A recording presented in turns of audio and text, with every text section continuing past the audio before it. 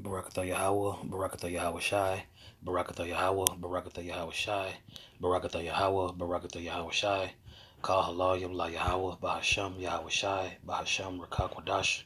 Double honors to the apostles and elders at Great Millstone, and peace and blessings to the Akim teaching by the mind wild mouth that's in sincerity and truth. I'm the brother Yatazak from Great Millstone, Dallas, and I just wanted to get into a quick lesson uh, on my lunch break. Um, Going into Bell and the Dragon. And the reason why I want to go into Bell of the Dragon is because, here at Great Millstone, we go into the scriptures and we extract the spiritual aspect of the scripture out in order to apply it to today, and in this chapter, in this one chapter, you see that um, our forefather Daniel was put in a situation to where he um, pretty much fought for the Lord, and through him fighting for the Lord and being obedient, he was rewarded. You see, through tribulation, and we fighting these battles and we breaking down these strongholds and we dealing with all these different people that's coming up against our truth.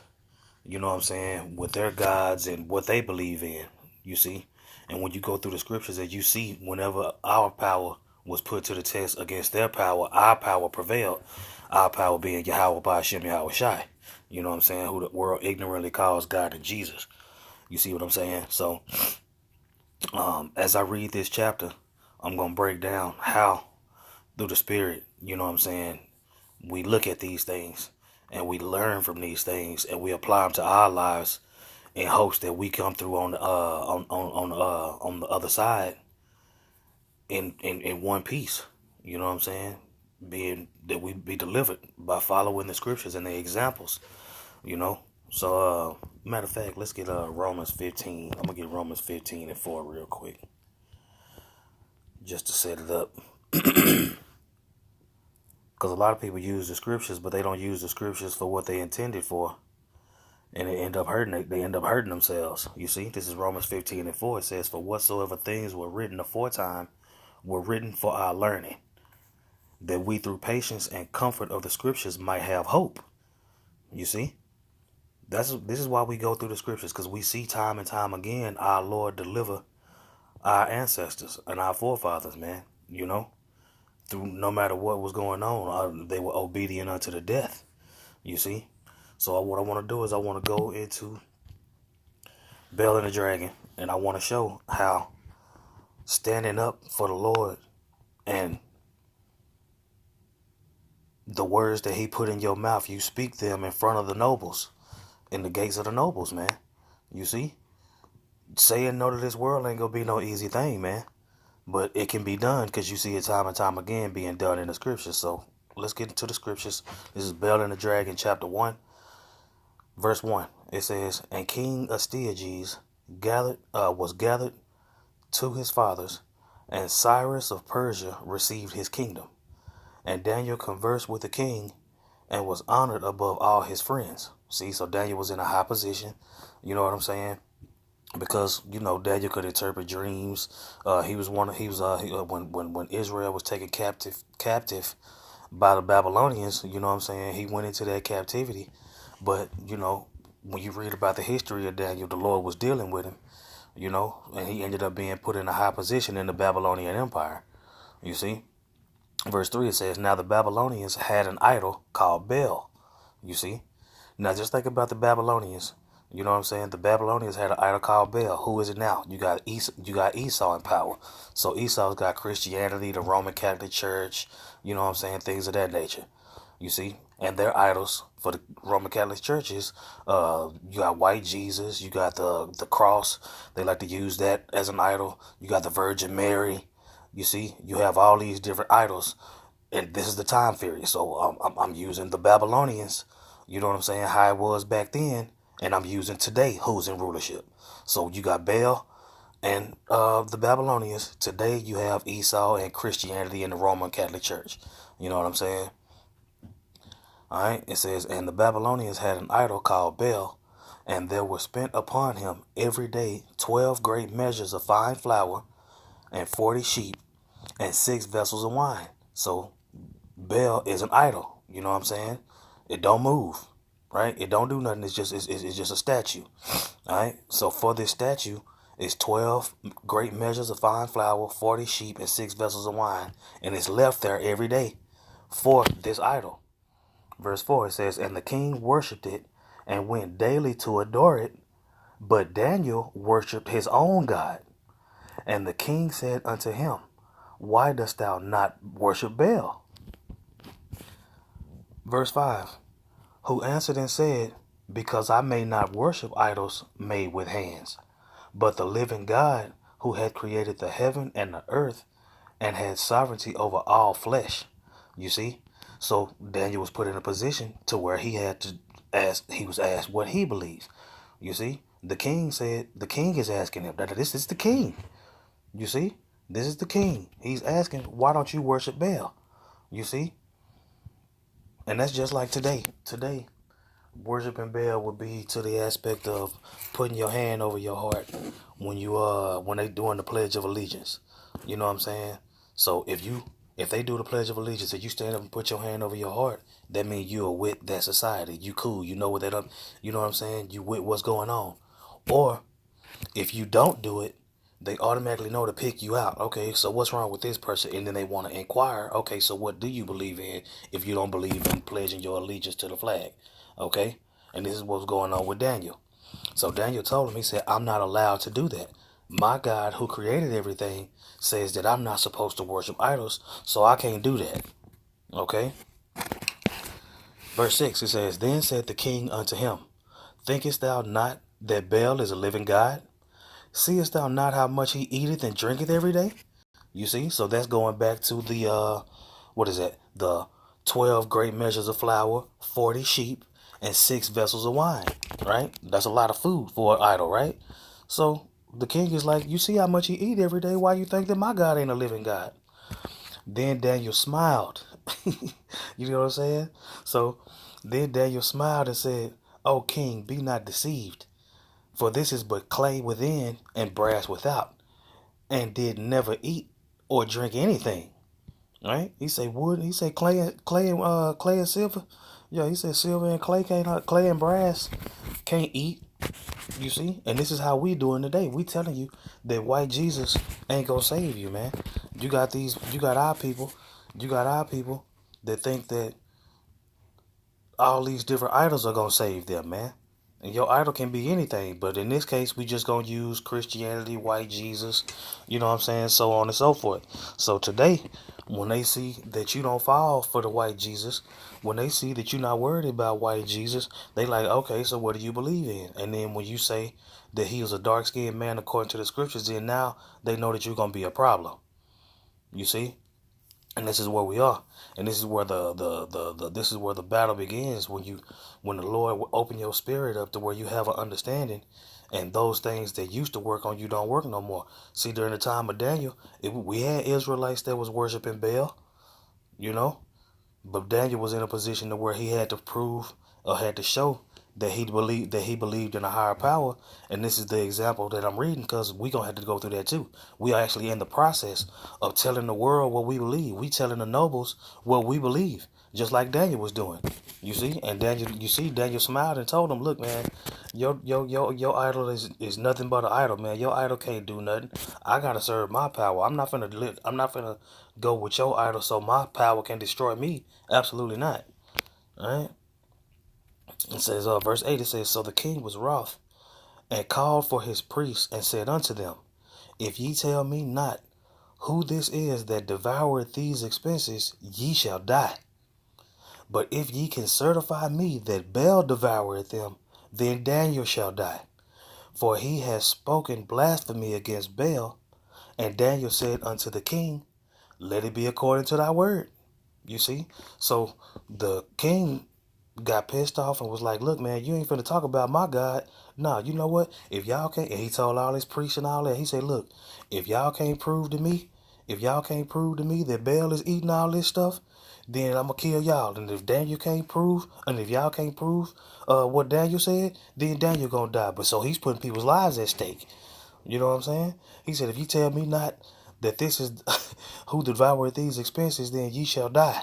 Right? So now people's lives is at stake. Verse 10, it says, now the priests of Baal were 70. So that's what, 70? Yeah, 70. A score is 20. Yeah, 70. Besides their wives and children. So you got 70 priests and their wives and children, right? It says, and the king went with Daniel into the temple of Baal. So Baal's priest said, lo, we go out. But thou, O king, set on the meat, and make ready the wine, and shut the door fast, and seal it with thine own signet. You see? So basically the priest told him, he said, look, everything that you set up for Baal, going back to the measures and the sheep and all that food that they put up there for Baal, that Baal eat every day. The priest was like, okay, set up everything that how you usually do. Lock the thing, you know what I'm saying? So we gonna see. All right?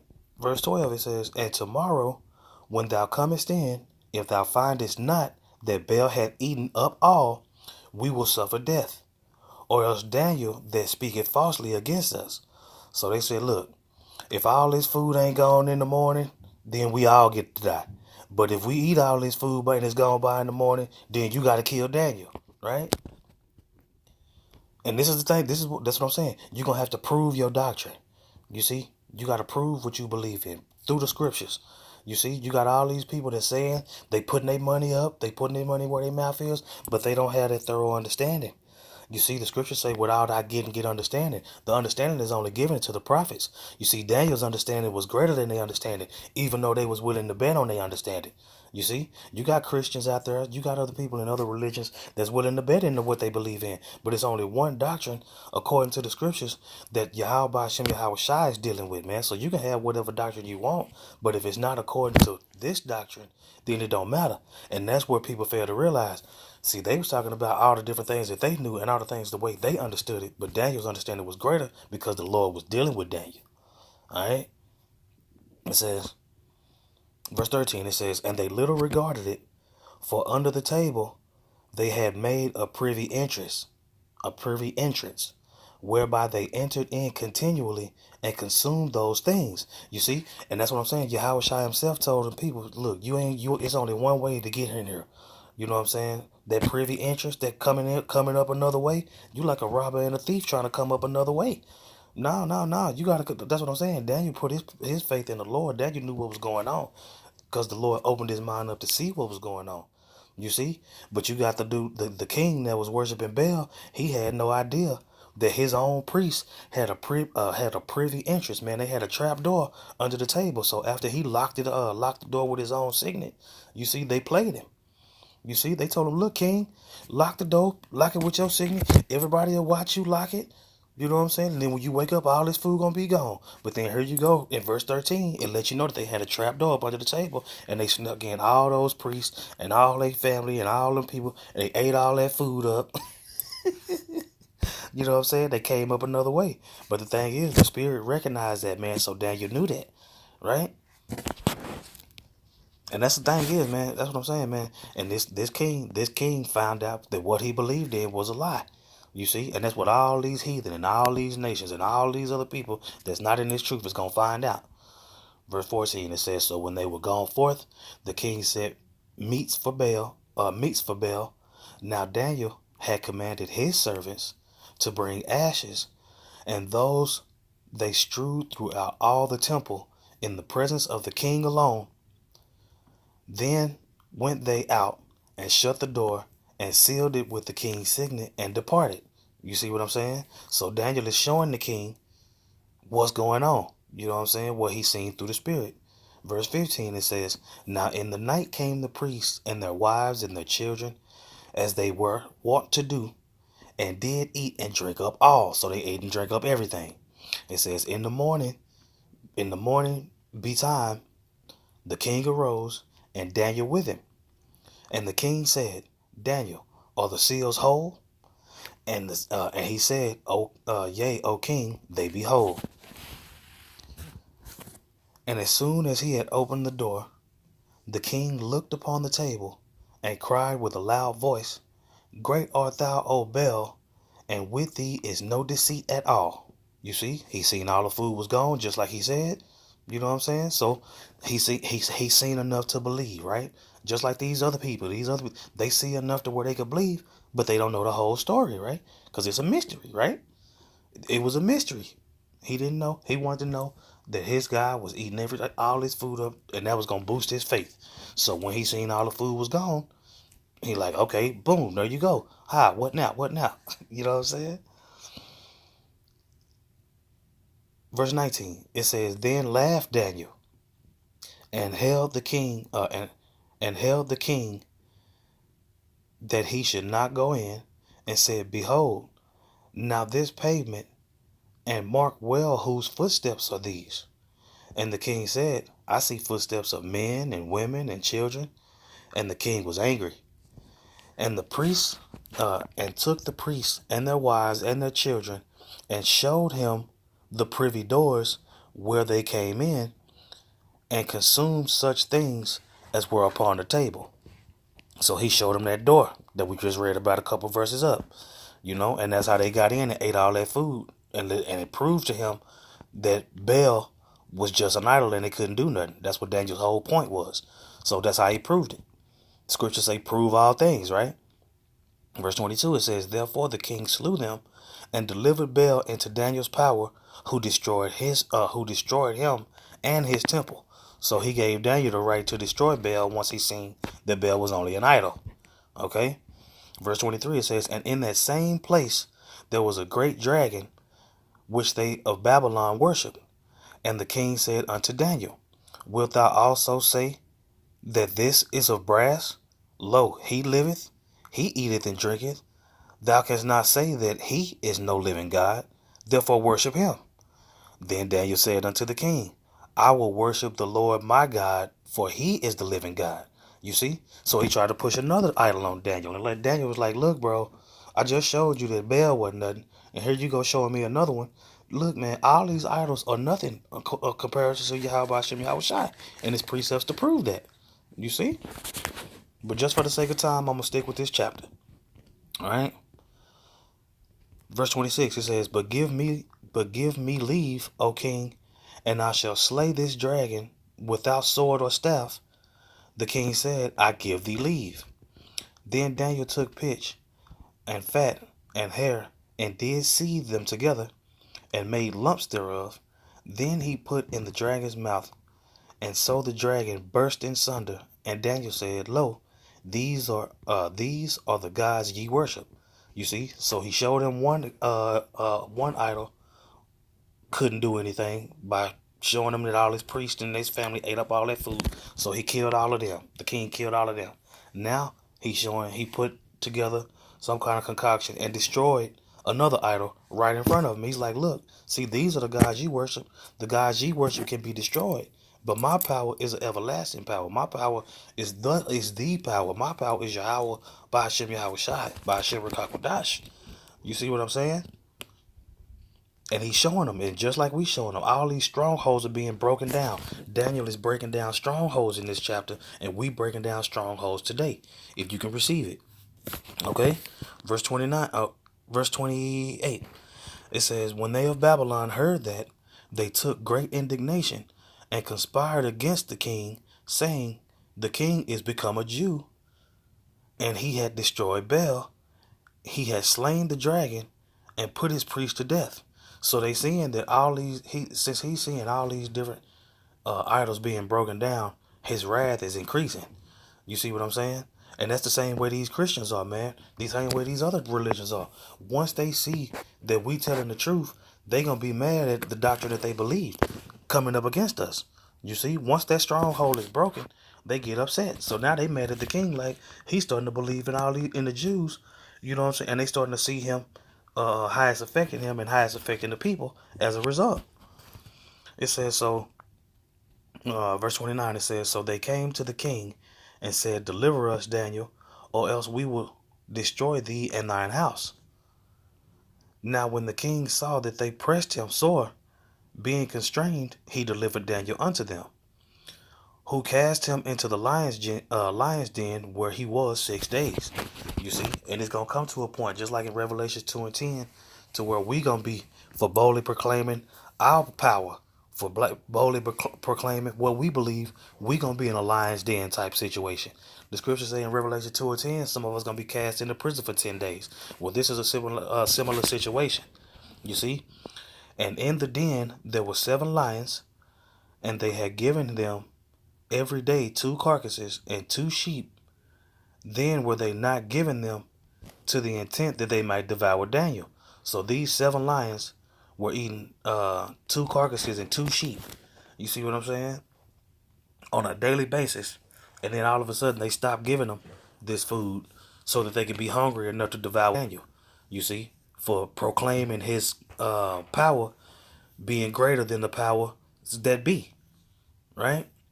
It says, now in Jewry, now keep in mind, other people was believing at that time too. And the Lord works miracles through men. So check this out. You know, Daniel's in a dire situation. He's in a lion's den with hungry lions, and he's been in there for 6 days, right? So, of course, you know he's in there praying. Of course, you know he's fasting. You see, he was put in a position where he had to pray and fast, which we will be put in positions to where we have to pray and fast, right? It says, now there was in Jewry a prophet called Habakkuk, who had made pottage and had broken bread in a bowl and was going into the field for to bring it to the reapers. But the angel of the Lord said unto Habakkuk, now keep in mind, see, now the Lord was dealing with Daniel.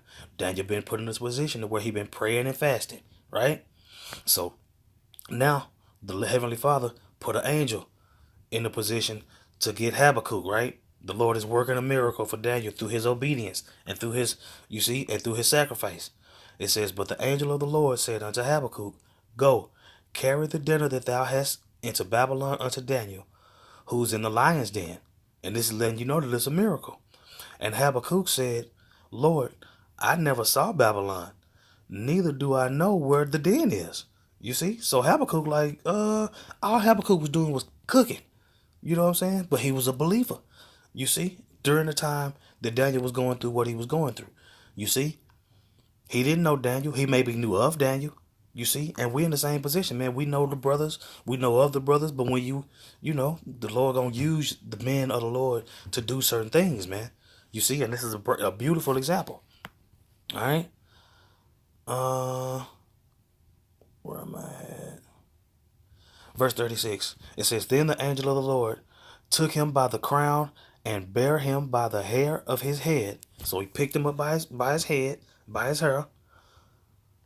Take the dinner which God had sent thee. And Daniel said, oh, hold on, I skipped something, Salakia. Yeah, it says, then the angel of the Lord took him by the crown and bare him by the hair of his head, and through the vehemency of his spirit set him in Babylon over the den. You see? So he basically picked him up and pretty much teleported him to Daniel. You know what I'm saying? Because Habakkuk, I already just told you, Habakkuk had never seen Babylon. You see?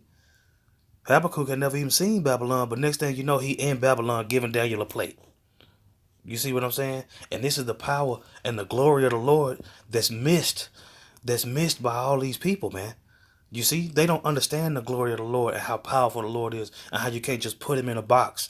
You see, the Lord wanted Daniel to be fed by another prophet, and he put an angel in position to make that happen. You see, and then you're not going to learn about this in the church. All right. It says,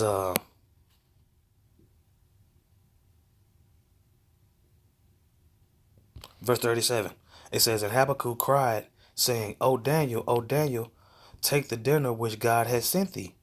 And Daniel said, thou hast remembered me, O God, O power. Neither hast thou forsaken them that seek thee and love thee.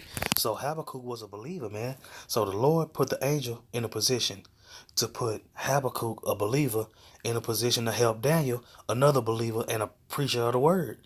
You see? That's how the Lord works, man. The Lord works like that, man. The Lord sends angels to do his bidding, man. You see? And the Lord wanted Daniel to be delivered from that situation, and this is how it played out. He used an angel. He used another man that believed to fulfill his will to deliver Daniel from this situation. And these types of things are going to be happening for the men of the Lord, the hopeful elect. You see, we don't know how our situation is going to play out, but we have these situations and we have these accounts in the Bible that show us how it went down for those particular prophets that believed. And through these stories and through these accounts, this is what builds our faith and builds our hope. The Lord is going to do even greater things for us because we're in a greater time. This devil is greater. Our enemy is stronger. So the Lord's going to have to do even greater things to show his power, which he says that he's going to do. And he's a man that cannot lie, and the scriptures cannot be broken. You see what I'm saying? It says the Lord is a man that cannot lie. Therefore, the sons of Jacob shall not be consumed, man. The sons of Jacob are still here, man, and we under the microscope now. Okay, just like Daniel was. All right, I'm gonna read verse 38 again. It says, "And Daniel said, Thou hast remembered me, O Yahweh, neither hast thou forsaken them that seek thee and love thee. So Daniel arose and did eat. And the angel of the Lord set Habakkuk in his own place again immediately. So that angel took Habakkuk from where he was to Daniel to feed him, to nourish him back up, and then put Habakkuk right back where he got him. Just like that. That's the power of the Lord, man. That's the power that we serve. You see, that's Yahweh Ba'ashem Yahweh Shai, man. You see? And that's why we speak so boldly, man. That's why we teach the way we do. That's why we go as hard as we go, man. Because the Lord goes hard for us, man. You see how hard the Lord went just in this scenario right here? And the Bible is filled with time after time after time when the Lord did that for our people, man. You see? This is beautiful, man. All right. Verse 39. Okay. I just read verse 39, so verse 40. All right. It says, Upon the seventh day the king went to bewail Daniel. And when he came to the den, he looked in, and behold, Daniel was sitting. You see, so he thought Daniel was going to be dead. You know what I'm saying? They had starved those hungry lions. They starved 7 hungry lions and threw Daniel in the den. He came back 7 days later. Daniel was still there, just sitting, fully fed, fully furnished. You know what I'm saying? Full as a tick, right? Verse 41, it says, Then cried the king with a loud voice, saying, Great are the Lord God of Daniel, and there is none other beside thee. So now Yahweh Ba'ashem Yahweh Shai is getting his glory. You see, he put Daniel in a dire situation. Daniel showed his faith by prayer and fasting. You see, he held fast to his truth, and he was delivered from that situation. And at the end, Yahweh Ba'ashem Yahweh Shai got the glory. You see?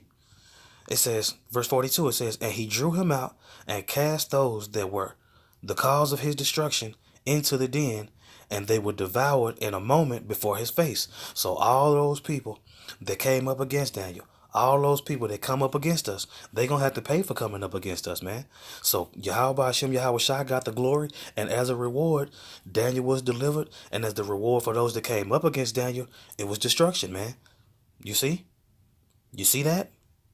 And this is why we do what we do. This is why we teach the way we teach. This is why the way we feel the way we feel, because we believe in the scriptures, man. The people have this hate for us because we believe in the scriptures. Now I got one more thing that I'm gonna get, and then I'm gonna go ahead and let y'all go. I'm gonna get Hebrews chapter 11. Let's get Hebrews 11, and then we can close out. Now, this is Hebrews 11:6. It says, But without faith it is impossible to please him. For he that cometh to the Most High must believe that he is, and he is a rewarder of them that diligently seek him. You see? You see that? Now, knowing that, we're going to jump down to, let's see, verse 32. Hebrews 11:32. It says, And what shall I more say? For the time would fail me to tell of Gideon, and of Barak, and of Samson, and of Jephthah, and David also, and Samuel, and of the prophets, who through faith subdued kingdoms, wrought righteousness, obtained promises, stopped the mouth of lions, in the case of Daniel, right? Through faith, right? Through faith and standing up and believing. right? Because that's what faith is going to make you do. And faith is a gift that's not always given to everybody, according to Ephesians chapter 2, verse 8. You see? It says through faith, they quenched the violence of fire, escaped the edge of the sword, out of weakness were made strong, waxed valiant in fight, turned to flight the armies of the aliens. Women received their dead raised to life again, and others were tortured, not accepting deliverance, that they might obtain a better resurrection. You see? You see how strong faith is? It says, and others had a trial of cruel mockings and scourgings. You see, just like those brothers in Second Maccabees chapter 7. They got devoured in their mother because they didn't want to eat pork. You see, and Eleazar. You see, Eleazar, the 90-year-old elder who rather die than eat pork. You see, just to be an example to the flock. Verse 36, it says, and others had a trial of cruel mockings and scourges, yea, moreover, of bonds and imprisonment. They were stoned, just like Stephen. You see what I'm saying? Who looked up in the sky and seen the glory instead of the stones. Okay? It says they were slain of the sword. Peter, Paul, you know what I'm saying? Beheaded, crucified upside down, so they say. It says they wandered about in sheepskins and goatskins, being destitute, afflicted, and tormented, of whom the world was not worthy. They wandered in deserts and in mountains and in dens and in caves of the earth. And these all, having obtained a good report through faith, received not the promise. You see, they didn't receive the promise then. They were obedient unto death. Why? Because they understood that they were going to get those promises when they came back. You see, they understood that they were going to have to come back to receive these promises. That's why they were so willing to die. You see, in the time that they were in, to be examples for us, so that we could come back and all get that glory. You see, it says, and the Most High having provided some better thing for us, that they without us should not be made perfect. You see, so through faith so through faith is how our people are delivered, man. You see, so I just wanted to get that, just to show you, you know, showing that you believe in Yahweh Hashem Yahweh Shai is going to put you in a position to where you're going to have to prove it. You see? And the Lord put the Spirit on men that's going to be able to prove it. And everybody that comes up against the Heavenly Father is going to be destroyed, man. That's the balance. That's what's going to have the Lord is going to balance out the planet. And it just is what it is, man. So, Lord willing, that was edifying. Hey, all praises to Yahweh, Bahasham, Yahweh Shai, Bahasham, Rakah HaKodash. Double honors to the apostles and elders at Great Millstone. And peace and blessings to the Akim teaching about the mind, wide mouth that's in sincerity and truth. And hey, let's continue to teach, man. Let's continue to teach. You know, it's our time to proclaim that Yahweh Bahasham, Yahweh Shai is present in the earth. Shalom.